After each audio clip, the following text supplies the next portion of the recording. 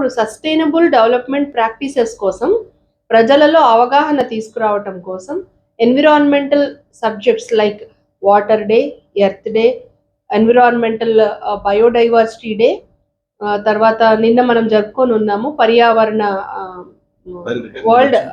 World environment day, ప్రపంచ పర్యావరణ దినోత్సవము, వన మహోత్సవము. ఇలాంటి కార్యక్రమాలను ప్రజల ముందుకు తీసుకొని వెళ్ళి అవి స్కూల్స్ ద్వారా కానీ, కాలేజెస్ ద్వారా కానీ, జనరల్ పబ్లిక్ ద్వారా కానీ ప్రజల్లో అవగాహన కల్పించడానికి ఆంధ్రప్రదేశ్ కాలుష్య నియంత్రణ మండలి పరిరక్షణ చట్టం కింద అనేక విధి విధానాలు రూపొందిస్తూ ప్రజల్లో చైతన్యం తీసుకొని రావడానికి ముందుకు వెళ్తున్నాం.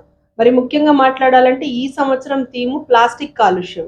ప్లాస్టిక్ కాలుష్యం అంటే ఎవ్రీ ఇయర్ ఐక్యరాజ్య సమితి ఒక టైటిల్ ఇస్తుంది. ఈ సంవత్సరం టైటిల్ మనకి ప్లాస్టిక్ కాలుష్యం. దీని మీద ఫైట్ చేయడానికి ఆంధ్రప్రదేశ్ కాలుష్య నియంత్రణ మండలి ప్రజల్లో అవగాహనతో ముందుకు వెళ్తున్నాం.